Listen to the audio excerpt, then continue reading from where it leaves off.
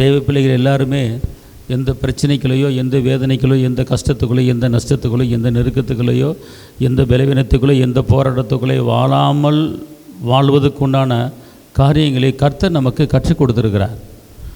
ஆனால் தேவனுடைய ஆலோசனையை கேட்காமல் நம்முடைய மாமிசத்தின்படி போவதனால நம்ம பலவிதமான சிக்கல்களை, பலவிதமான கண்ணிக்குள்ளே என்ன செய்து விடுகிறோம், மாற்றி விடுகிறோம். அப்படி என்றால் நாம் கர்த்தர் சொன்ன வார்த்தையை நாம் ஃபாலோ பண்ண வேண்டும், அதை கடைபிடிக்க வேண்டும்.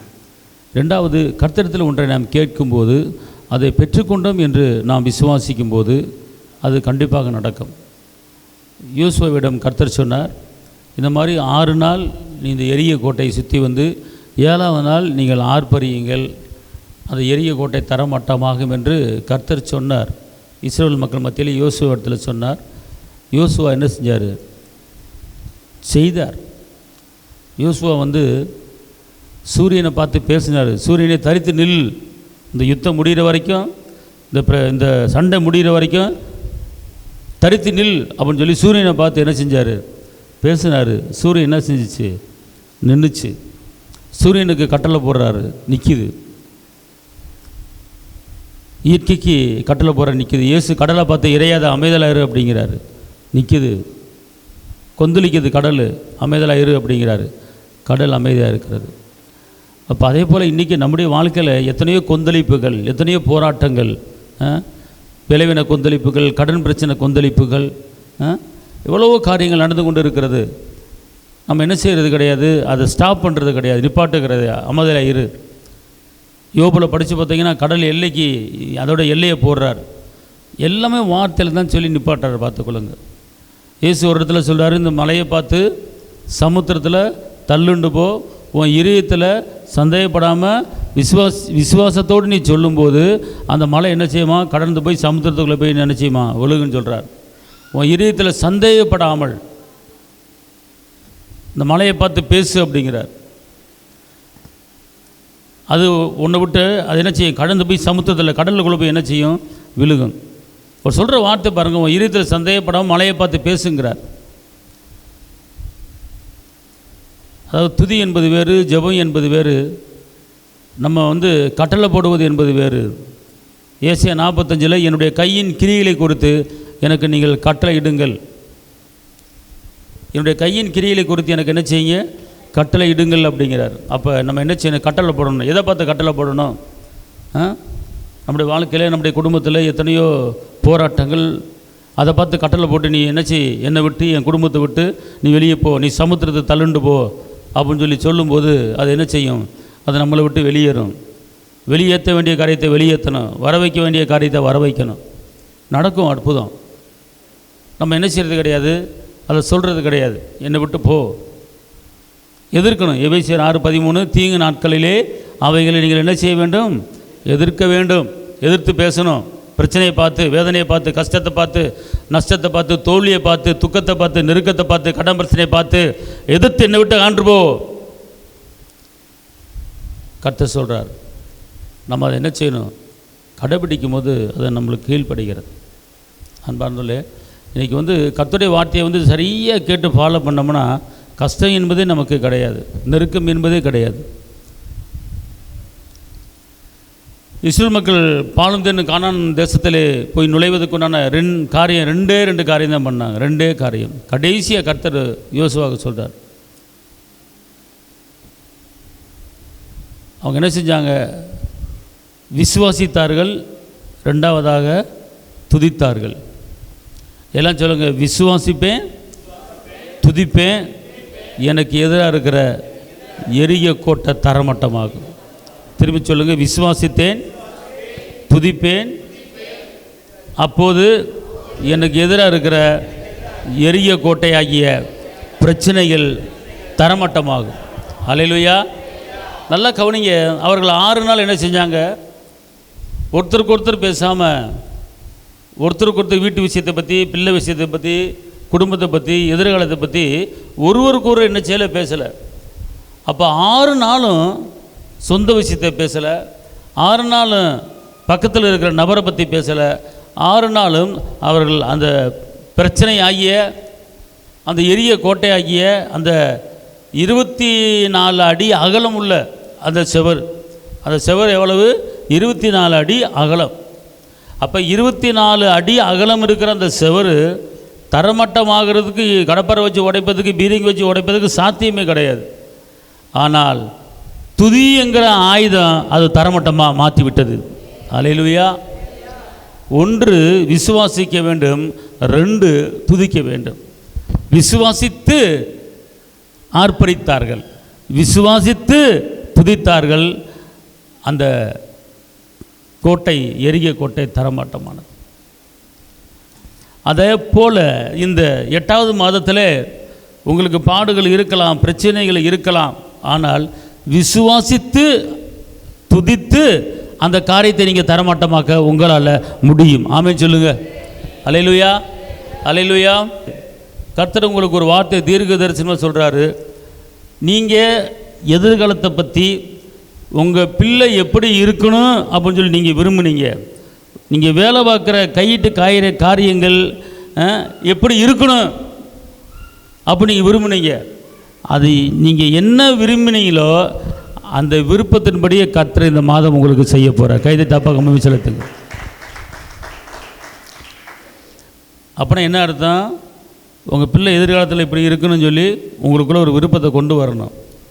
உங்கள் குடும்பம் எதிர்காலத்தில் இப்படி இருக்கணும் அப்படின்னு சொல்லி உங்கள் குடும்பத்து விருப்பத்தை கொண்டு வரணும். அல்லேலூயா, ஆமென் சொல்லுங்கள். அல்லேலூயா, அல்லேலூயா சொல்லுங்கள். கர்த்தர் விரும்புவது செய்வார், ஏற்ற வேளையில் செய்வார். விரும்பினதை அவர் செய்யாமல் இருக்க மாட்டார். அல்லேலூயா. பாருங்கள், நான் கல்யாணம் முடித்து 2 பொம்பளை பிள்ளை, 2வது பொம்பளை பிள்ளை பிறந்த உடனே அப்போ நான் தொழில் பண்ணிக்கிட்டு இருக்கேன், பிஸ்னஸ் பண்ணிக்கிட்டு இருக்கேன், அப்போ பார்த்துக்கொள்ளுங்க, மதுரையில் அப்பளம் தயார் பண்ணி கர்நாடகா மாநிலம் எல்லாம் சப்ளை பண்ணுறது அந்த பிஸ்னஸ். அப்போவே ஆண்டவர் அழைச்சிக்கிட்டு இருக்காரு. ஆனால் நான் வரமாட்டேன் சொல்லிக்கிட்டே இருந்தேன். அது கஷ்டம்னாலும் கஷ்டம், கொஞ்சம் நெஞ்ச கஷ்டம் இல்லை, அவ்வளோ பாடு. ஏன்னா 2வது பிறந்துருச்சு. அப்போ குடும்ப கட்டுப்பாடு பண்ணுறதுக்கு என்னுடைய கையெழுத்து வேணும்னு சொல்லி கூப்பிட்டாங்க. அப்போ எங்கள் வீட்டில் என்ன சொல்கிறாங்க, டேய் ஆம்பளை பிள்ளை வேணும்டா அப்படின்றாங்க. இங்கே என்ன சொல்கிறாங்க, 2 பிள்ளை போதும், இது வளர்ப்போம் நம்ம அப்படின்னு சொல்லி குடும்ப கட்டு பண்ணியாச்சு. அதுக்கப்புறம் ஆண்டவரே கொஞ்ச நாள் ஆக ஆக ஆண்டவரே ஒரு ஊழியத்தை ஆரம்பித்த பிற்பாடு ஆண்டவரே ஆம்பளை பிள்ளை இல்லையே அப்படின்னு சொல்லி வேதனைப்பட்ட காலங்கள் உண்டு. ஏன்னா ஆம்பளை பிள்ளை வேணுமே, என்ன செய்யுது ஆண்டவரே சந்ததிக்கு ஒரு ஆம்பளை பிள்ளை வேணுமே, சந்ததிக்கு ஆம்பளை பிள்ளை வேணுமே அப்படின்னு ஆண்டவர் கேட்ட நாட்கள் நிறைய நாட்கள். ஒரு தடவை ஆண்டவர் பேசினார், உனக்கு ஆம்பளை பிள்ளை தானே வேணும், வரும், பொறுமையாக போயிட்டே இரு அப்படின்னார். கடைசியில் பார்த்தா பேரப்பிள்ளைக்கு 2 ஆம்பளை பிள்ளைகளை கர்த்தர் கொடுத்துட்டார். அல்லேலூயா. அப்போ அடுத்து அதுக்கு என்ன செய்ய போகுதுங்க, தேவனுடைய ராஜ்யத்தை என்ன செய்ய போகுதுங்க, கட்ட போகுதுங்க. அப்போ பாருங்கள், கர்த்தர் நம்ம ஒரு காரியத்தை விரும்பும்போது கர்த்தர் கண்டிப்பாக அதை செய்வார். ஆனால் எப்படி செய்வார், யார் மூலம் செய்வார், எந்த ரேத்தில் செய்வார், எந்த ரூபத்தில் செய்வாருங்கிறது அவர் திட்டமிட்டு வச்சுருக்கிறார். அல்லேலூயா, அல்லேலூயா, ஆமென் சொல்லுங்கள். இப்போ 2 குட்டிகளை என்ன செஞ்சுருக்கிறாரு, தேவனுடைய ராஜ்யத்தை கட்டுவதுக்கு எடுத்து பயன்படுத்த போகிறார். ஆமென், அல்லேலூயா, அல்லேலூயா. நான்லாம் இங்கிலீஷில் பிரசங்கம் பண்ணணும், நம்ம பிள்ளை இங்கிலீஷில் பேசணும் அப்போல்லாம் ரொம்ப ஆசைப்பட்டது உண்டு. ஏன்னா பிள்ளைகளை இங்கிலீஷ் மீடியத்தில் படிக்க வைக்க முடியலேன்னு சொல்லி ஆசைப்பட்டது உண்டு. பாருங்கள், இந்த 7th டேயில் போய் ஒரு ஃபார்ம் ஃபுல்லாக வாங்கி ஃபார்ம் ஃபுல்லாக பண்ணி அங்கே போய் சேர்க்குறதுக்கு, இங்கே 1ஆம் 2 படிச்சுக்கிட்டு இருக்குது, அங்கே போய் சேர்க்கறதுக்கு முயற்சி பண்ணேன். பணம் காசு இல்லை, ஃபீஸ் கட்ட முடியல, அப்படியே விட்டுட்டேன். பார்த்துக்கொள்ளுங்க, அவ்வளோ கஷ்டத்தில். அப்போ நினச்சேன், ஆண்டவரே பிள்ளைங்க இங்கிலீஷில் சரளமாக பேசணுமே அப்படின்னு நினச்சேன். ஆனால் என் பிள்ளைங்க இங்கிலீஷில் பேசணுமே, என் பிள்ளை இங்கிலீஷில் பேச பண்ணணுமே அப்படின்னு நினச்சேன். ஆனால் கர்த்தர் நீ பேசாமல் கம்முன்னு கடை, நான் செய்வேன் அப்படின்ட்டு கடைசியில் இப்போ 2 பிள்ளைங்க இங்கிலீஷில் பேச, பேர பிள்ளைங்க 2 இங்கிலீஷில் பேச இப்போ ஆரம்பிச்சிருச்சுங்க. அல்லேலூயா. அவங்க அம்மா ஒரு பாடம் சொல்லி கொடுத்துக்கிட்டு இருக்கும்போது, ஏம்மா இப்படி இல்லைம்மா இப்படிம்மா அப்படின்னு சொல்லி இது இங்கிலீஷில் சொல்லி கொடுக்குறான் பையன். அப்படி ஒரு சூழ்நிலை என்ன செஞ்சிருச்சு, மாறிடுச்சு. ஏன் இதை சொல்ல வர அப்படின்னு கேட்டிங்கன்னா, இன்றைக்கி ஒவ்வொரு தாய்மாரும் ஒவ்வொரு தகப்பன்மாரும் உங்கள் பிள்ளைகளை எப்படி வளர்க்கணும், உங்கள் பிள்ளைகளை எப்படி கொண்டு போகணும், உங்கள் பிள்ளை இப்படி இந்த இடத்துல கட்டி கொடுக்கணும் அப்படின்னு சொல்லி நீங்கள் விரும்புனீங்க தெரியுமா? கர்த்தர் சொல்கிறாரு, உங்கள் பிள்ளையை எப்படி இருக்கணும்னு நீங்கள் விரும்புனீங்களோ, உங்கள் பிள்ளைகளை எப்படி படிக்க வைக்கணும்னு நீங்கள் விரும்புனீங்களோ, உங்கள் பிள்ளைய குடும்ப வாழ்க்கை எப்படி இருக்குன்னு விரும்புனீங்களோ, உங்கள் பிள்ளைகளுக்கு எப்படிப்பட்ட ஒரு வாழ்க்கை அமைய நீங்கள் விரும்புனீங்களோ, அந்த விருப்பத்தை இந்த மாதத்தில் கர்த்தர் உங்களுக்கு ஸ்டார்ட் பண்ணிட்டாரு. அது உங்களுக்கு நடக்க போகுது. உங்கள் பிள்ளைகளுடைய விருப்பத்தை கண்டிப்பாக கர்த்தர் நிறைவேற்றுவார். இந்த மாதம் உங்கள் விருப்பங்களை நிறைவேற்றுகிற மாதம். ஆனால் விரும்பி இருக்க வேண்டும், விரும்பி இருக்க வேண்டும். எதை பெத்தையும் வளர்த்தையும் படிக்க வச்சேன், அவ்வளோதான், கஞ்சி குடித்தேன், அது இல்லை. உன் பிள்ளை எப்படி இருக்கணும், ஒரு திட்டம் போடணும். உங்கள் குடும்பத்தை குறித்து, எதிர்காலத்தை குறித்து, பிள்ளையை குறித்து திட்டம் போடும்போது கர்த்தர் அந்த நீ அதுதான் கானான் ஸ்திரீக்கு சொல்கிறாரு, ஸ்திரீயே நீ விரும்புகிறபடி உனக்கு. அல்லேலூயா. கானான் ஸ்திரீ ஏசப்பாட்ட எதுக்கு வந்தா? கானான் ஸ்திரீ ஏசப்பாட்ட எதுக்கு வந்தா? எதுக்கு அவனை ஜெபிச்சா? எதை சொல்லி ஜெபிச்சா? எதுக்கு அவனை ஜெபிச்சா? எதுக்கு இயேசுவை தேடி வந்தா? யாருக்காக தேடி வந்தா? சொல்லுங்க. தன்னுடைய மகளுக்காக. அல்லேலூயா. தேடி வந்தாளா? மகளுக்காக. மகள் சாகணும்னு வந்தாளா?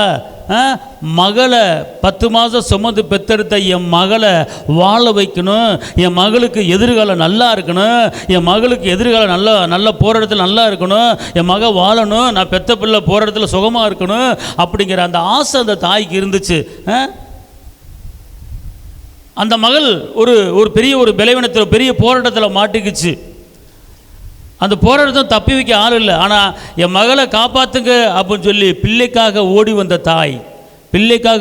தாய் இயேசுவிடத்தில் கதறுகிறாள். நல்லா தெரிஞ்சுக்கொள்ளுங்க. இதுலேருந்து என்ன தெரியுது அப்படின்னு கேட்டால், பெற்றோர்கள் பிள்ளைகளுக்காக ஏசப்பாட்ட ஜெபிக்கணும், ஏசப்பாட்ட கேட்கணும். என் பிள்ளை இப்படி இருக்கணும், என் பிள்ளை அப்படி இருக்கணும் அப்படின்னு சொல்லி விரும்பணும். இப்போ நான் எப்படி என் பிள்ளைய இந்த சந்ததி தேவனுடைய ராஜ்யத்தை கட்டணும், இயேசுக்கா எழுமணும், இயேசுக்கா பிரகாசிக்கணும், அவன் இங்கிலீஷில் பிரசங்கம் பண்ண போகிறான் வர நாட்களில் அப்படின்னு சொல்லி ஒன்றாப்பு தான் படிக்கிறான். ஆனால் என்னுடைய விருப்பம் எப்படி இருக்கிறது? தேவனுக்கா எழுமணும், தேவனுக்கா பிரகாசிக்கணும், தேவனுக்கா வெளிச்சம் கொடுக்கணும், ஜாதிகளை சொந்தமாக்கணும், அப்படிப்பட்ட விருப்பம் இருக்குது தெரியுமா? அதே போல் எதை பெத்தையும் வளர்த்தையும் ஆளாக்கினேன் அது அல்ல. ஒரு நிர்ணயம் இருக்கணும், ஒரு திட்டம் இருக்கணும். உங்கள் எதிர்காலத்தில் உங்கள் சந்ததி வாழ்ந்துருக்கணும். நீ பிள்ளைகளின் சமானத்தை பார்க்கணும், வாக்குத்தத்தை உங்கள் குடும்பத்தில் நிறைவேறணும். நீங்கள் பிள்ளைங்க செதறி போய் ஒரு பொறுப்பு இல்லாமல், ஒரு தரிசனம் இல்லாமல் எனக்கு நான் வளர்த்து விட்டேன் அப்படிங்கிறது உங்கள் பிள்ளைய வாழ்க்கை அது சரி இருக்காது. ஆனால் உங்கள் பிள்ளைகளை குறித்து உங்களுக்கு நீங்கள் எப்படி பெற்றீங்க, வளர்க்க வேண்டிய உங்கள் கடமை. அதே போல் உங்கள் பிள்ளை எதிர்காலம் எப்படி இருக்கணுங்கிறத விரும்புகிறது உங்கள் கடமை. நீங்கள் விரும்பணும், பிள்ளைகளை குறித்து விரும்பணும். அது விரும்பும் போது அந்த பிள்ளையை நீங்கள் விரும்பினபடியே கத்துறவங்கள. அதான் சொல்கிறாரு, நான் உன் பிள்ளைக்கு நான் அப்படி செய்ய போகிறேன் இப்படி சொல்லல, உன் பிள்ளை எப்படி இருக்கணும், உன் உள்ளத்தில் எப்படி விரும்புகிற அதன்படியே உனக்கு நடப்பான்னு சொல்லி உன் பிள்ளை விருப்பத்தை ஓன்ட்டே நான் கொடுத்துட்டேன். நான் ஒன்றும் செய்ய போகிறதில்ல. நீ எப்படி இருக்க, நீ மலை மேலே இருக்கிற பட்டணம் போல் உன் பிள்ளை இருக்குன்னு விரும்புறியா? அப்படி நடப்பதாக. உன் பிள்ளை செழிப்பாக வாழணும்னு விரும்புறியா? அப்படி நடப்பதாக. உன் பெரிய பிள்ளை படித்து நல்லா பெரிய பட்டாதாரி ஆகணுமா விரும்புறியா? அப்படி ஆக கடவுது. அப்படி அதனால தான் ஏசப்பா சொன்னார் கானான் ஸ்திரியை பார்த்து, ஸ்திரியே, பெண்ணே, அந்த அம்மா பேர் சொல்லப்படல, பெண்ணே நீ விரும்புகிறபடி உனக்கு ஆக கடவுது. அப்போனா அந்த அம்மா விரும்பினது பிள்ளைக்காக, பிள்ளை எதிர்காலத்துக்காக. அப்போ அதே போல் இங்கே வந்திருக்கிற நீங்கள் எல்லோரும், இந்த வார்த்தையை கேட்குறீங்க எல்லோரும், உங்கள் பிள்ளை எதிர்காலத்துக்காக ஒரு விருப்பத்தை நீங்கள் கொண்டு வரணும், ஒரு எண்ணத்தை கொண்டு வரணும். உங்கள் மகளை குறித்து, உன் மகனை குறித்து, உன் குழந்தையை குறித்து, உன் பிள்ளையை குறித்து, உன் பிள்ளை இப்படி வரப்போகுது, இப்படி நடக்கப்போகுதுன்னு சொல்லி ஒரு விசுவாச கண்ணடத்தில் நீங்கள் பார்க்கும்போது, நீங்கள் பேசும்போது, உள்ளத்துக்குள்ளே விரும்பும்போது அது அப்படியே உங்களுக்கு என்ன செஞ்சிருமா? நடந்துருமா. அதைத்தான் இந்த மாதம் சொல்கிறாரு, உன் பிள்ளை எப்படி இருக்கணும்னு விரும்புகிறாய், அப்படி உனக்கு என்ன செய்யும்? நடக்கும். அதனால தான் விரும்புகிறத நல்ல விதமாக விரும்புங்க. உங்கள் மகளை குறித்து, மகனை குறித்து, என் பிள்ளை இப்படி இருக்க போது, என் பிள்ளை அப்படி வாழப்போகுது, என் பிள்ளைக்கு ஒரு நல்ல ஒரு மேரேஜ் பண்ணி வைக்கணும், என் பிள்ளைக்கு ஒரு நல்ல ஒரு மருமகன் வரணும் அப்படின்னு சொல்லி ஆண்டவர் நல்ல பெஸ்ட்டான ஆளை கொண்டு வரணும் அப்படின்னு சொல்லி நீங்கள் என்ன செய்யணும்? தாய்மார் தகப்பன்மார் உங்கள் பிள்ளைகளை குறித்து விருப்பத்துக்கு நீங்கள் கொண்டு வரணும். பாருங்கள், அப்படி கொண்டு வரும்போது கர்த்தர் சொல்கிறாரு, விரும்புகிறபடியே உனக்கு ஆக கடவுது. ஆமென் சொல்லுங்கள். அல்லேலூயா, அல்லேலூயா. அதனால் இந்த 8வது மாதத்தில் கர்த்தர் சொல்கிறாரு, நீ விரும்பினது உன் கரத்தில் என்ன செய்ய போகிறது? கிடைக்க போகிறது. உன் உள்ளத்திலே, அதாவது இருதயத்தின் நினைவுகளையும் தோற்றங்களையும் நீங்கள் சிந்திக்கணும். நல்ல விதமாக சிந்திங்க, நல்ல விதமாக பாருங்கள். அதனால தான் பிலிப்பியர் 4:8 சொல்லுது, கடைசியாக சகோதரரே, அன்பு உள்ளவைகள் எவைகளோ, புண்ணியம் எதுவோ, புகழ் எதுவோ, நற்கீர்த்தி எதுவோ, அதை மட்டும் நீங்கள் என்ன செய்யுங்க, சிந்திங்க. வேறு துக்கத்தை, துயரத்தை, வேதனையை, கஷ்டத்தை, நெருக்கத்தை என்ன செய்யாதீங்க, சிந்திக்காதீங்க. யோபு சொல்கிறாரு, நான் பயந்தது எனக்கு நேர்ந்தது. ஒரு காரியத்தை குறித்து பயந்தார், வந்துருச்சு. அதே மாதிரி தேவையில்லாத காரியத்தை குறித்து என் பிள்ளைக்கு தலைவலி வந்துடுமோ, என் பிள்ளைக்கு காய்ச்சல் வந்துடுமோ, என் பிள்ளை படிக்காதோ, என் பிள்ளை சோர்ந்து போயிருக்கு, என்ன செய்ய தெரியலையே, அப்படி இருக்குது இப்படி இருக்குன்னு சொல்லி உங்கள் பிள்ளையை குறித்து தவறான எண்ணத்துக்கு, ஒரு தவறான ஒரு பயத்துக்கு நீங்கள் சிந்திக்க இடம் கொடுக்கக்கூடாது. நீங்கள் அப்படி இடம் கொடுத்தீங்கன்னா உங்கள் பிள்ளை அப்படி ஆயிரும், அதே மாதிரி ஆயிரும். யோபு சொல்கிறாரு, நான் பயந்தது எனக்கு நேர்ந்தது. அப்போ அதே போல் உங்கள் பிள்ளையை குறித்து பயப்படாதீங்க, எதிர்காலத்தை குறித்து பயப்படாதீங்க. என் பிள்ளை இப்படி இருக்க போகுது, நல்லா இருக்க போகுது, நான் பட்ட பாடு என் பிள்ளை படாது, என் பிள்ளை நல்லா கம்பீரமாக இருக்கும், என் பிள்ளை வெளியே புறப்பட்டு போய் கொளுத்த கண்டுக்குள்ளே வளரும், என் பிள்ளை செய்வதெல்லாம் வாய்க்கும் அப்படின்னு சொல்லி நீங்கள் பேசி பாருங்கள், விரும்பி பாருங்கள், நினச்சி பாருங்கள், சிந்திச்சு பாருங்கள். அது கண்டிப்பாக அது உங்களுக்கு என்ன செய்யும், நடக்கும். அல்லேலூயா, அல்லேலூயா சொல்லுங்கள். கர்த்தர் பெரிய காரியங்களை கர்த்தர் உங்களுக்கு செய்வார். ஆமென். அதனால் வாக்குத்தத்தங்களை பிடித்து கொண்டு நீங்கள் ஜெபிங்க. பிள்ளைகளுக்கு எத்தனையோ வாக்குத்தத்தங்கள் கொடுத்துருக்கிறாரு. என் பிள்ளைகளுக்கு கர்த்தத்தில் அடைக்கலம் கிடைக்கும், என் பிள்ளைகள் கர்த்தரால் போதிக்கப்பட்டிருப்பார்கள், தாழ்பாளர்களை பலப்படுத்தி என் பிள்ளைகளை பத்திரமாக பாதுகாத்து கொள்வார். எத்தனையோ வாக்குத்தத்தங்கள் இருக்கிறது. அந்த வாக்குத்தத்தங்களை சொல்லி நீங்கள் ஜெபிக்கும் போது உங்கள் பிள்ளைகளுக்கு எதிர்காலத்தில் எந்த ஒரு போராட்டமும், எந்த ஒரு பிரச்சனை என்ன செய்து வராது. இப்போ இருந்தே நீங்கள் என்ன செய்யணும், பிள்ளைகளை குறித்து ஒரு தரிசனம், பிள்ளைகளை குறித்து ஒரு நினப்பு, பிள்ளைகளை குறித்து ஒரு சிந்தை. உங்கள் நினப்பு விட்டுருங்க. நீங்கள் கல்யாணம் முடிச்சிட்டீங்க, உங்களுக்கு வந்து வாச்சிட்டான், உங்களுக்கு வந்து வாச்சிருச்சு, பிள்ளையை பெற்றுட்டீங்க, அதோடு அவ்வளோதான் முடிஞ்சு. அடுத்து உங்கள் பிள்ளைகளை குறித்து உங்கள் நினப்பு இருக்கணும். உங்கள் பிள்ளைகளை எப்படி வளர்க்கணும், உங்கள் பிள்ளைகளை எப்படி படிக்க வைக்கணும், உங்கள் பிள்ளைய காரியம் எப்படி இருக்குது அப்படின்னு நினச்சதை நீங்கள் என்ன செய்யணும், அந்த விருப்பத்தை கொண்டு வரணும். அப்படி கொண்டு வரும்போது கண்டிப்பாக உங்கள் வாழ்க்கையில் அது உங்களுக்கு என்ன செய்யும், நடக்கும். ஒரு வசனத்தை வாசிப்போம். ஏசாயா 58:11. கர்த்தர் நித்தமும் உன்னை நடத்தி, கர்த்தர் நித்தமும் உன்னை நடத்தி, மகா வறட்சியான காலங்களில் உன் ஆத்துமாவை திருப்தியாக்கி, உன்னுடைய ஆத்துமாவை திருப்தியாக்கி, உன் எலும்புகளை நினமுள்ளதாக்குவார், உன் எலும்புகளை நினமுள்ளதாக்குவார். திருப்பி சொல்லுங்க. கர்த்தர் நித்தமும் உன்னை நடத்தி. இங்க கர்த்தர் சொல்லுகிற வார்த்தை, நான் 1 மாதம் வரைக்கும் உன்னை நடத்துவேன், 2 மாதம் வரைக்கும் நடத்துவேன், வயசு 35 வரைக்கும் 45 வரைக்கும் நடத்துவேன், அதுக்கப்புறம் நடத்த மாட்டேன், அதுக்கப்புறம் நீயா வளர்ந்துக்க, அதுக்கப்புறம் நீயா பொழைச்சிக்க, அதுக்கப்புறம் நீயா இருந்துக்கணும் அப்படிலாம் அவர் சொல்கிறாரு. அவர் என்ன சொல்கிறாரு, நித்தமும் உன்னை நடத்தி. அல்லேலூயா, அல்லேலூயா.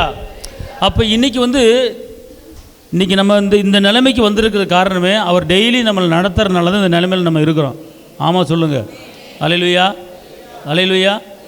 இங்கே இருங்களேன், என் பிள்ளையை நான் தான் படிக்க வச்சேன், என் பிள்ளையை நான் தான் வளர்த்தேன், என் பிள்ளையை நான் தான் வளர்த்தேன், என் பிள்ளையை நான் தான் படிக்க வச்சேன், என் பிள்ளைக்கு வேலை நான் தான் வாங்கி கொடுத்தேன், என் பிள்ளையை நான் தான் கட்டி கொடுத்தேன்.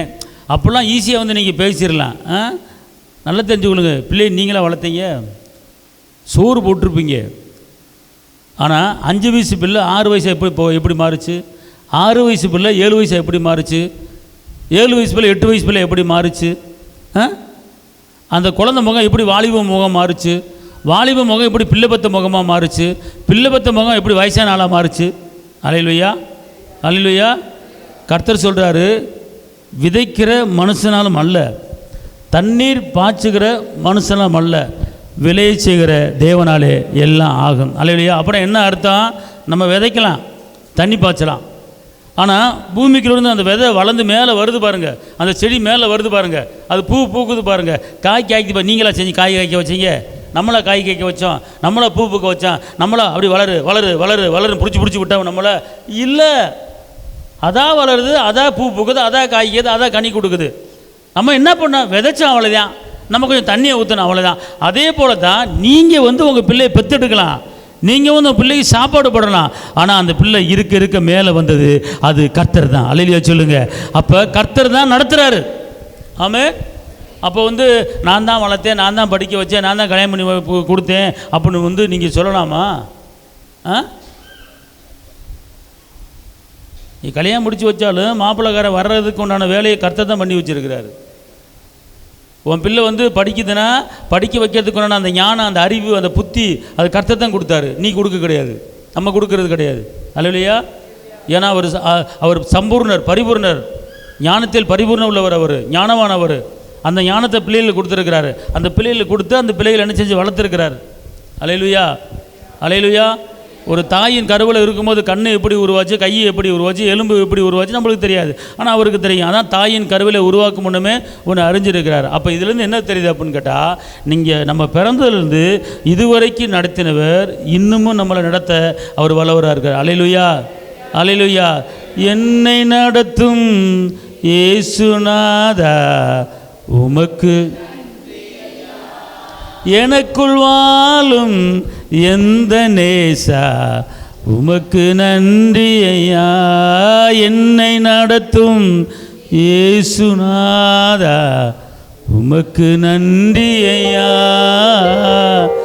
எனக்குள் வாழும் எந்த நேசா உமக்கு நன்றி ஐயா.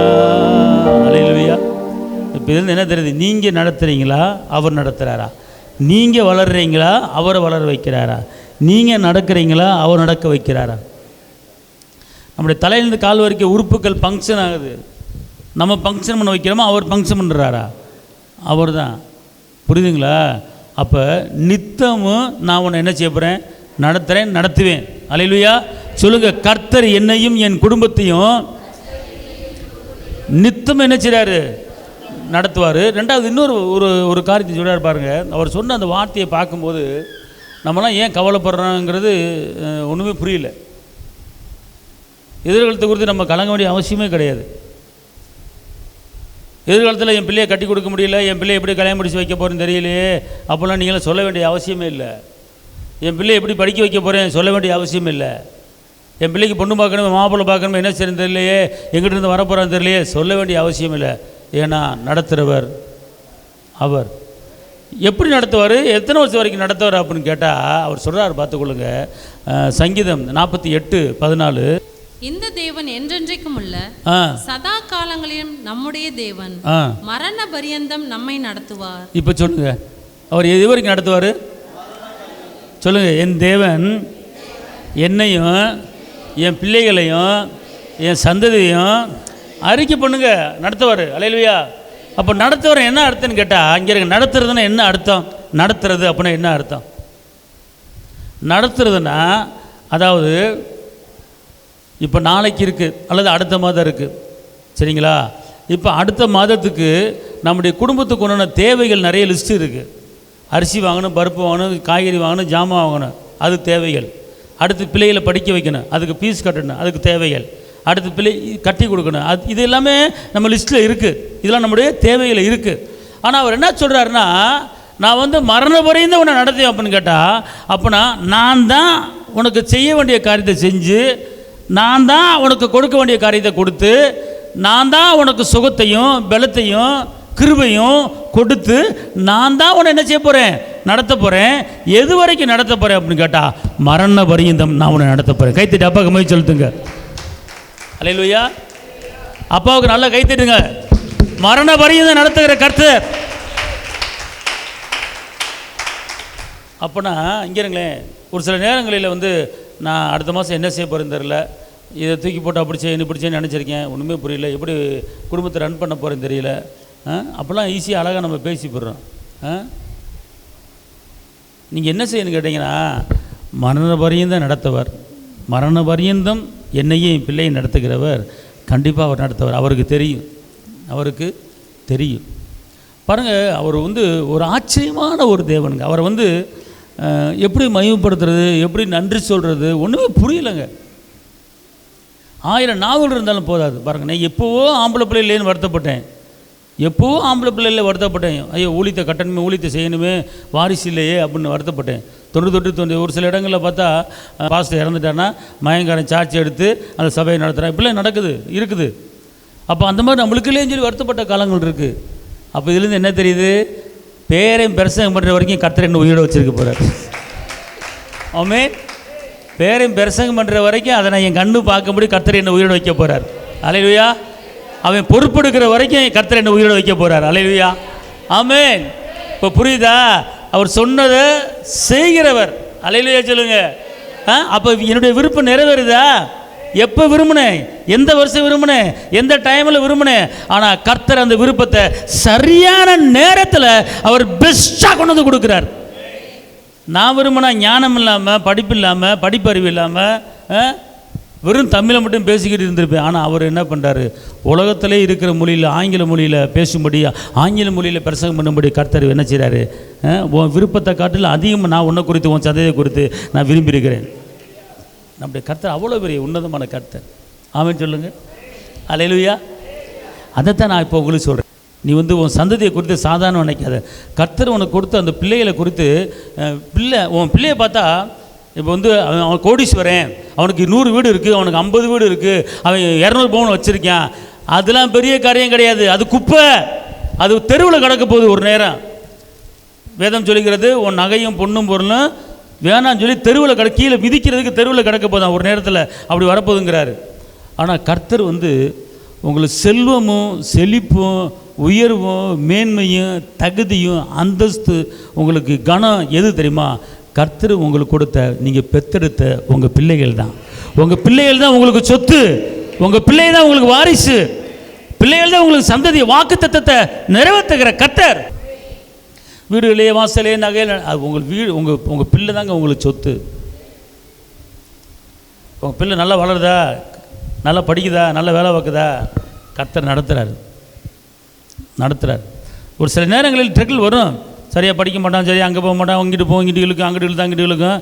கர்த்தர் என்ன செய்வார், அந்த நேரத்தில் போடுவார் 2 போடு, கோணலானவைகளை செவ்வையாக்குவார். அவர் செய்வார். அது அவர் வேலை. அல்லேலூயா. காரணம், இந்த இருதயத்தை மாற்றுகிறவர் கர்த்தர். ஆமென் சொல்லுங்க. அல்லேலூயா. இதயத்தின் நினைவுகளையும் சிந்தைகளையும் மாற்றுகிற கர்த்தரை பார்த்துக்கொள்ளுங்க. இதயத்தை மாற்றுவார் கர்த்தர், நடத்துவார் அவர். ஒரு நேரத்தில் ஒரு பேரண்ட்ஸ் பிள்ளைகளை படிக்க வச்சு நல்லா படிச்சிட்டாரு. அந்த பிள்ளை நான் ஒருத்தனை கல்யாணம் முடிப்பேன் அப்படின்னு சொல்லி ரொம்ப பிரச்சனை பண்ணுச்சு. அவங்க மாட்டவே மாட்டேன்னாங்க. அப்போ நான் எவ்வளோ கவுன்சிலிங் பண்ணி பார்த்தேன். தலையாடுச்சு. அப்புறம் நான் வாட ஒருபாடு, நீங்கள் ஜீவா பிரதரை கூட்டி கவுன்சிலிங் பண்ணாப்புல நானாக மாறிடுவேன் நினச்சிங்களா? மாறவே மாட்டேன் அப்படின்ச்சு.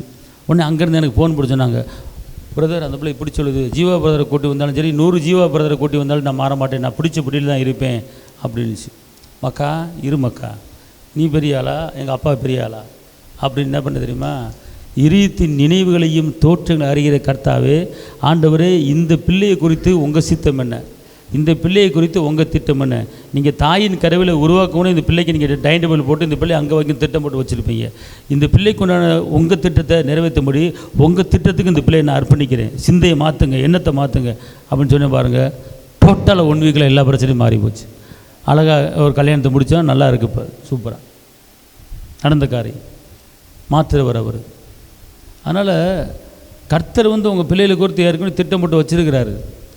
அந்த திட்டம் ஏன் நிறைவேறல அப்படின்னு கேட்டால், நம்ம மாம்சத்துக்கு இடம் கொடுப்பதனால தடைப்படுத்து பார்த்துக்கொள்ளும்.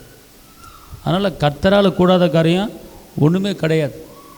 அதனால் இந்த மாதத்தில் கர்த்தர் உங்களுக்கு சொல்கிறாரு, நான் நித்தமும் ஒன்று என்ன செய்வேன், நடத்துவேன்.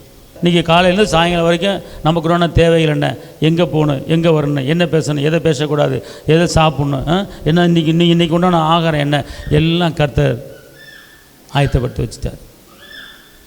ஆனால் நீங்கள் இன்றைக்கி நாளைக்கு என்ன செய்ய போகிறேன்னு தெரியல, ஒன்றுமே புரியல அப்படின்னு நீங்கள் சொல்லக்கூடாது. நாளைக்கு என்ன செய்ய போகிறேன்னு தெரிலங்க, நாளைக்கு எப்படி கட்ட போகிறேன்னு தெரிலங்க அப்படின்னு சொல்லக்கூடாது. நீங்கள் சொல்லணும், நித்தமும் நடத்துகிறவர் என் கூட இருக்கிறாரு, அவர் நடத்துவார். அல்லேலூயா. அதுக்கு தான் அவர் சொல்கிறாரு, காட்டு புஷ்பங்களை கவனித்துப்பார், விதைப்பதும் இல்லை, அற்புதம் இல்லை, களஞ்சத்தில் சேர்ப்பதும் இல்லை, அவைகளையும் பரமபிதா அவைகளை காட்டில நீங்கள். அழகாக சொல்கிறாரு. அதுதான் சொல்கிறாரு, உடைக்காக கவலைப்படாத, நாளை தினத்தை குறித்து கவலைப்படாத, உணவுக்காக கவலைப்படாத, ட்ரெஸ்ஸுக்காக கவலைப்படாத. எவ்வளோ அழகாக அப்பா மத்தியில் பேசுகிற தெரியுமா? உடைக்காக என்ன செய்யாத, கவலைப்படாத, ட்ரெஸ்ஸுக்காக கவலைப்படாத. அது எடுங்க பார்ப்போம். ட்ரெஸ்ஸுக்காக கவலைப்படாத, உடைக்காக கவலைப்படாத, நாளைக்காக கவலைப்படாத, நாளை தினத்தை குறித்து என்ன செய்யாத, கவலைப்படாத. ஏன் கவலை? நான் இருக்கேன் அப்படிங்கிறார், நான் நடத்துவேன் அப்படிங்கிறார், நான் போஷிப்பேங்கிறார், நான் தாங்குவேன் அப்படிங்கிறார், நான் ஏந்துவேன் அப்படிங்கிறார். ஏன்னா உன்னை வளர்க்குறது நான் தான், உன் பிள்ளையை வளர்க்குறது நான் தான், அறிவு ஞானம் பொக்கிஷம் உன் பிள்ளை கொடுக்கறது நான் தான். அதனால் நான் இருக்கும்போது நான் உன்னை நித்தம் என்ன செய்வேன், நடத்துவேன். வாசிக்க பார்ப்போம். ஆகையால் எண்ணத்தை உண்போம், எண்ணத்தை உண்போம், எண்ணத்தை குடிப்போம் என்று உங்கள் ஜீவனுக்காகவும் எண்ணத்தை உடுப்போம் என்று உங்கள் சரீரத்துக்காகவும் நம்ம தெய்வம், நம்ம ரட்சகர் நம்மளை பார்த்து சொல்கிறாரு, பார்த்துக்கொள்ளுங்க. அவர் என்ன சொல்கிறாரோ அதை நம்ம கரெக்டாக கேட்டே ஆகணுங்க. அவர் சொல்கிறார் பாருங்க, ஆகையால் எண்ணத்தை உண்போம். சாப்பாட்டுக்கு கூட கவலைப்படாது. நாளைக்கு எப்படி சாப்பிட போகிறோம் தெரியல, நாளைக்கு எப்படி சோறாக்க போகிறோம் தெரியல, அரிசியிலே பருப்பு இல்லைன்னு சொல்லி நீ என்ன செய்யக்கூடாது. எப்படி போட்டிருக்கு, ஆகையால் எண்ணத்தை உண்போம், எண்ணத்தை குடிப்போம் என்று உங்கள் உயிருக்காக எண்ணத்தை உடுப்போம் என்று என்ன செய்யாத. முதல்ல வாசிங்க திருப்பி. ஆகையால் எண்ணத்தை உண்போம், சாப்பாடு, எண்ணத்தை குடிப்போம் என்று உங்கள் ஜீவனுக்காகவும் உயிருக்காக, எண்ணத்தை உடுப்போம் என்று உங்கள் சரீரத்துக்காகவும் கவலைப்படாதிருங்கள் என்று உங்களுக்கு சொல்கிறேன். ஆகாரத்தை பார்க்கிலும் ஜீவனும் உடையை பார்க்கிலும் சரீரமும் விசேஷித்தவைகள் அல்லவா? ஆமென். ஆகாயத்து பட்சிகளை கவனித்து பாருங்கள், கவனிச்சு பாருங்க. அவைகள் விதைக்கிறதும் இல்லை, அறுக்கிறதும் இல்லை, களஞ்சியங்களில் சேர்த்து வைக்கிறதும் இல்லை, அவைகளையும் உங்கள் பரமபிதா பிழைப்பூட்டுகிறார். அவைகளை பார்க்கிலும் நீங்கள் விசேஷித்தவர்கள் அல்லவா? அல்லேலூயா. ஏசப்பா நம்மளுக்கு ஒரு பேர் கொடுக்குறார், ஒரு சர்டிஃபிகேட் கொடுக்குறார். நம்மளை பார்த்து என்ன சொல்றாரு, அவைகளை காட்டிலும் நீங்கள். இப்போ காண்டாமிருகம், புலி, சிங்கம் இவைகளை பார்த்து நம்ம பயப்படுறோம். ஆனால் கர்த்தர் என்ன சொல்றாரு, அவைகளை காட்டிலும் நீயே. இப்போ சொல்லுங்க, ஏசப்பா நம்மளுக்கு ஒரு பேர் வச்சிருக்கிறார். ஏசப்பா உங்களுக்கு எனக்கு ஒரு பேர் வச்சிருக்கிறார். விசேஷம்னு என்ன அர்த்தம்? விசேஷம்னு என்ன அர்த்தம்? நாளைக்கு உங்கள் வீட்டில் என்ன விசேஷமா அப்படின்னு கேட்பாங்க தெரியுமா? ஒரு நிகழ்ச்சி, ஏதோ ஒரு பிறந்த நாள், ஏதோ ஒரு கொண்டாட்டம், ஏதோ சந்தோஷமான ஒரு காரியம் நடந்த விசேஷம். அதே மாதிரி நீங்கள் கொண்டாட வேண்டிய ஆள், நீங்கள் விசேஷமான ஆள். அப்படித்தான் அப்பா நம்மளை பார்க்குறாரு. நம்ம என்ன பண்ணுறோம், இந்த வார்த்தையை விட்டு போடுறோம். இந்த வார்த்தையை விட்டுட்டு நான் ஒன்றுமில்ல, நான் குப்பை, நான் தூசி, நான் மண், அந்தளவுக்கு நான் கிடையாது, அவனை போல் நான் கிடையாது அப்படின்னு சொல்லி நம்மளே மட்டுப்படுத்தி, நம்மளே தாழ்த்தி ஒன்றுமில்லாமல் வர வேண்டிய ஆசீர்வாதத்தை என்ன செஞ்சிடறான், தடை பண்ணிடுறான். ஆனால் அப்பா நம்மளை பார்த்து சொல்கிறாரு, நீ விசேஷமானவன். இந்த உலகத்தில் இருக்கிற எல்லா மிருக ஜீவராசிகளை காட்டிலும் நீ பெஸ்டானவன், நீ விசேஷமானவன் அப்படிங்கிறார். அப்போ நம்ம என்ன செய்யணும், கஷ்டத்தை, வறுமையை, பிரச்சனையை, நெருக்கத்தை, சஞ்சலத்தை, தவிப்பை நினச்சி கவலைப்பட்டு என்ன செய்ய போகிறேன்னு தெரில அப்படின்னு சொல்லக்கூடாது. சொல்லுங்கள், நித்தமும் என்னை நடத்துவார். இப்படி வாக்கு பண்ணிவிட்டு இன்னொன்று வாக்கு பண்ணுறாரு, நான் நித்தமும் டெய்லி ஒன்று நடத்துவேன் சொல்லிட்டு எத்தனை நாளைக்கு நடத்துவேன் அப்படின்ட்டு கடைசியில் பார்த்தா அவர் சொல்கிறாரு,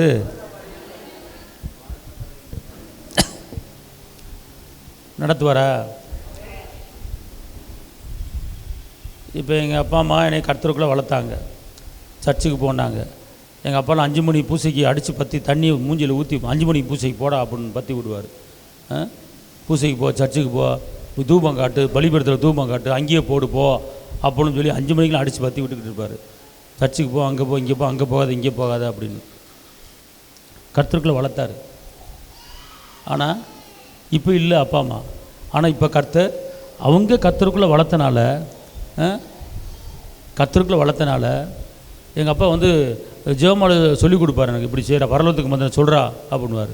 அதெல்லாம் சொல்லி கொடுத்து அப்படி கர்த்தருக்கு வளர்த்தா. ஏன் கர்த்தர் வந்து பக்தி உள்ளவனே கர்த்தர் என்ன செஞ்சார் தெரிஞ்சுக்கிட்டு. அப்படி தாய் தப்பை வளர்த்தனால தான் சொத்து சுகம் சேர்த்து வைக்கலை, ஆனால் கர்த்தரை தேடுவது எப்படி என்று சேர்த்து வச்சாங்க. அதனால தான் இன்றைக்கி நான் வந்து உங்கள் முன்னாடி நிற்க முடியுது. கர்த்தருடைய வளர்ப்பு அப்படி, கர்த்தர் நடத்துவார். அதனால் நீங்கள் வந்து என் பிள்ளைக்கு நகை இல்லையே, என் பிள்ளைக்கு வீடு இல்லையே கவலையப்படாது. கரெக்டாக உங்கள் பிள்ளைகள் நல்லா இருக்கும். உங்கள் பிள்ளைகள் வெட்கப்பட்டு போக மாட்டாங்க. உங்கள் பிள்ளைகளை தலை நிமிர பண்ணுவார். ஆமென் சொல்லுங்கள். அதான் சொல்கிறார், மரண பரியந்தம் நடத்துவார். இப்படிப்பட்ட வார்த்தை கர்த்தர் இன்னைக்கு கொடுக்குறாரு. அப்புறம் நீங்கள் எப்படி இந்த வார்த்தையை வச்சுக்கிட்டு இந்த வார்த்தையை மட்டும் தான் நீங்கள் போகணும். அப்போ நீங்கள் நம்ம என்ன பண்ணுவோம், ஒரு சூழ்நிலை வந்த உடனே அடுத்த வாரம் ஃபீஸ் கட்டணும், என்ன சரி தெரியல, ஒன்றுமே புரியல அப்படின்னு சொல்லிடுறோம். கட்ட முடியாது போல தெரியுது. இந்த ஸ்கூலில் தெரியாத ஸ்கூலில் சேர்த்துட்டோம், பேசாமல் இந்த ஸ்கூலில் எடுத்து வேறு ஸ்கூலில் சேர்த்துருவோம். ஏங்க, சொன்னவர் செய்வார். நீங்கள் மாமிசத்தின்படி எந்த முடிவு எடுக்க வேணாம். உங்கள் பிள்ளையை நீங்கள் பெற்றீங்க, ஓகே, பால் கொடுத்தீங்க, ஓகே, வளர்த்தீங்க, ஓகே, அந்த பிள்ளை அப்படி மேலே குழந்தைலேருந்து அப்படி மேலே வளர்ந்துச்சு, நீங்களே பிடிச்சி வளர்த்து விட்டீங்க, நீங்கள் தலையை தூக்கி வளருன்னு சொன்னீங்க. இல்லை, வளர்த்தவர் அவருக்கு தெரியும். ஆமென் சொல்லுங்கள். அவருக்கு தெரியும், அவர் எல்லாம் செய்வார். எப்படி செய்வார், எது வரைக்கும் செய்வார்னா மரண பரியந்தம். உங்களையும் உங்கள் பிள்ளைகளையும் உங்கள் சந்ததியும் மரண பரியந்தம் என்ன செய்வார், நடத்துவார். எப்படி நடத்துவார் அப்படின்னு கேட்டால், எப்படி நடத்துவார் தெரியுமா? இங்கேங்களேன், அவரை நன்றி சொல்கிறதுக்கு, அவரை பாராட்டுறதுக்கு வார்த்தை இல்லை. இந்த உலகத்தில் நம்மளை போட்டார். ஆனால் தீமைகளும் இருக்கிறது, நன்மைகளும் இருக்கிறது, பிரயோஜனம் உள்ளதும் இருக்கிறது, பிரயோஜனம் இல்லாததும் இருக்கிறது. தப்பும் இருக்கிறது, தப்பு இல்லாத இருக்கிறது, நன்மையும் இருக்குது, தீமையும் இருக்குது, பரிசுத்தம் இருக்குது, பாவம் இருக்குது இந்த உலகத்தில். அதுக்குள்ளே நம்மளை வச்சிருக்கிறார். ஆனால் கர்த்தர் நம்ம நடத்துகிறாருன்னா, கர்த்தர் நம்மளுக்கு போதிச்சாருன்னா, கர்த்தர் நம்மளையும் நம்முடைய பிள்ளைகள் நடத்தினாருன்னா, அதாவது ஆண்டவரே என் பிள்ளையை உடைய கருத்தில் கொடுக்குறேன், என் பிள்ளையை நீங்கள் அதாவது உன் பிள்ளைகள் கர்த்தரால் போதிக்கப்பட்டு இருப்பார்கள் அப்படின்ட்டிங்கன்னா, ஆண்டவரே என் பிள்ளையை நீங்கள் போதிச்சு நடத்துங்கன்னா அவர் பார்த்துக்குவார், நீ போதிக்க வேண்டிய அவசியம் இல்லை. ஆனால் அவர் நடத்துகிறார் பாருங்கள். எப்படி நடத்துகிறாருன்னா, ஏசாயா 48:17, இஸ்ரவேலின் பரிசுத்தராய் இருக்கிற உன் மீட்பரான கர்த்தர் சொல்கிறதாவது, பிரயோஜனமாய் இருக்கிறதை உனக்கு போதித்து நீ நடக்க வேண்டிய வழியிலே உன்னை நடத்துகிற உன் தேவனாகிய கர்த்தர் நானே. இப்போ அவர் என்ன சொல்கிறார், அவர் சொல்கிறார் பாருங்க, நானேங்கிறாரு. அப்போ நம்மளை எப்படி நடத்துகிறாருன்னு கேட்டால், நான் உனக்கு எப்படி சொல்கிறாரு, பிரயோஜனமானதை உனக்கு போதித்து. அப்போனா நன்மையானது, உன் குடும்பத்துக்கு பிரயோஜனமானது, உன் எதிர்காலத்துக்கு பிரயோஜனமானது, உன் சந்ததிக்கு பிரயோஜனமானது, நீ வாழ்வதற்கு பிரயோஜனமானது, நீ உயர்வதற்கு பிரயோஜனமானது.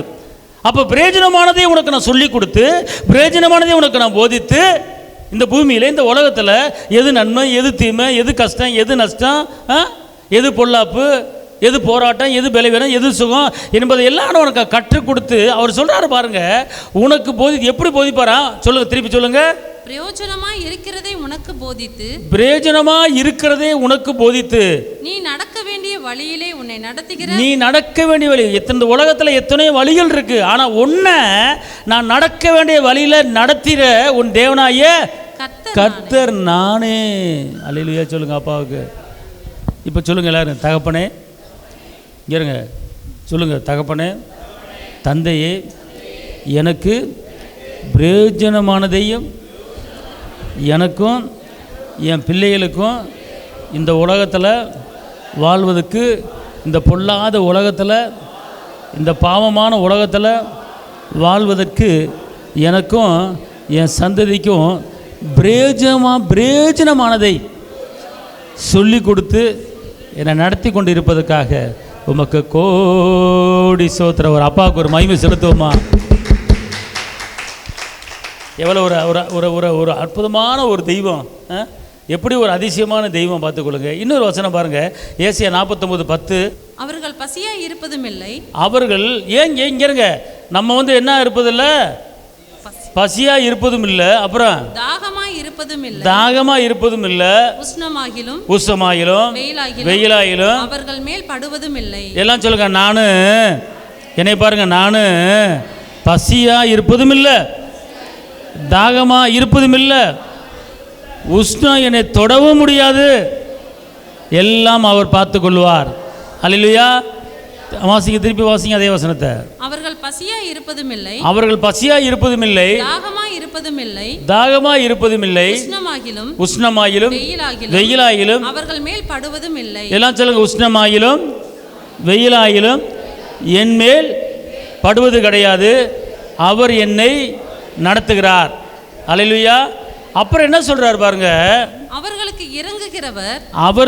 எனக்கு இறங்குகிறவர் என்னை நடத்தி அவர்களை நீரூற்றுகள் இடத்திற்கு கொண்டு போய் என்னை நீரூற்றான இடத்துக்கு கொண்டு போய் விடுவார். எங்க கொண்டு விடுவாரா?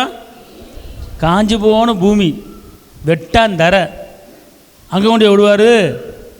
உங்களை எப்படி நடத்துறாரு, எந்த இடத்துல நடத்தி கொண்டு விடுறாரு? எல்லாம் சொல்லுங்க, இந்த வசனத்தின்படி, இந்த மாதத்திலிருந்து இந்த வசனத்தின்படி என்ன, என் குடும்பத்தை, என் பிள்ளைகளை நடத்துவதற்கு. ஸ்தோத்திரம். இங்கே இப்படி நீங்கள் வந்து இந்த வசனத்தை மேலே நம்பிக்கை வச்சு, இந்த வசனம் விசுவாசம் வச்சு சொல்லிட்டேன்னு வச்சுக்கோங்களேன், இந்த வசனத்தின்படியே உங்களை உங்கள் பிள்ளைகள் நடத்துவார். நீங்கள் வந்து கஷ்டப்பட வேண்டிய அவசியமே இல்லைங்க. பணத்துக்கு லோனும் அங்கிட்டு ஓட வேண்டியதில்லை, அலைய வேண்டியதில்லை, சரீர சுகத்துக்காக அங்கே போக வேண்டியதில்லை. இந்த வசனம் என்ன சொல்லுதுன்னா, இது நல்லா கேட்ச் பண்ணிக்கோங்க. திருப்பி முதல்ல வாசிங்க. நான் பசியாக இருப்பதும் இல்லை, தாகமாக இருப்பதும் இல்லை, நான் உஷ்ணமாகிலும் வெயிலாகிலும் என்மேல் படுவதும் இல்லை. Very good. என்மேல் படுவதில்லை. எனக்கு இறங்குகிறவர் என்னை நடத்தி என்னை நீரூற்றுகள் இடத்திற்கு கொண்டு போய் விடுவார். என்னை நீரூற்றான இடத்துக்கு கொண்டு போய் விடுவார். கைத்தட்டாப்பாக்கு. இப்ப சொல்லுங்க, எனக்கும் என் பிள்ளைகளுக்கும் வெயில் போல பிரச்சனைகள் என் பிள்ளை மேலே என் மேலே படாது. உஷ்ணங்கிற போராட்டம், உஷ்ணங்கிற நெருக்கம் என் மேலேயும் என் பிள்ளை மேலேயும் படாது.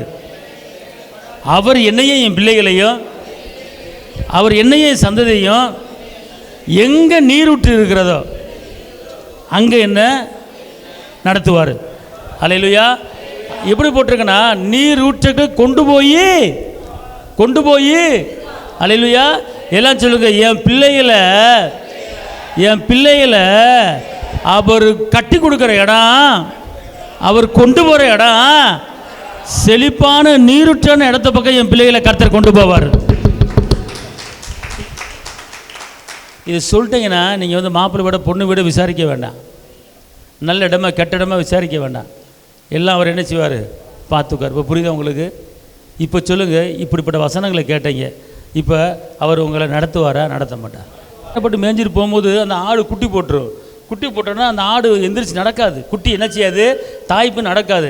அப்போ நடக்க மாட்டேன்னு சொல்லிட்டு அந்த மேய்க்கிற என்ன பண்ணுவான், அந்த குட்டியை தூக்கி இது மேலே வச்சுட்டு ஹேன்னு பத்திரியே போவான். அந்த தாய் ஆடு பின்னாடியே வந்துக்கிட்டு இருக்கேன், அந்த குட்டியை அந்த மேய்ப்பு வச்சுட்டே போவான்.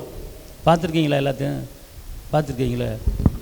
இந்த வசனம் என்ன சொல்லுதுன்னா, அந்த பால் குடிக்கிற ஆடை எப்படி அந்த மேய்க்கிறவன் தூக்கிட்டு போகிறானோ, அதே போல் நீ பெத்து போட்டுருவோம் உன் பிள்ளையை நான் தலையில் தூக்கி வச்சுட்டு உன் பிள்ளையை நான் நடத்துவேன். உன் பிள்ளையை தாங்க, உன் பிள்ளையை ஏந்து நீ பெத்து போட்டுருவேன். ஆனால் உன் பிள்ளையை வளர்க்குறது நான்.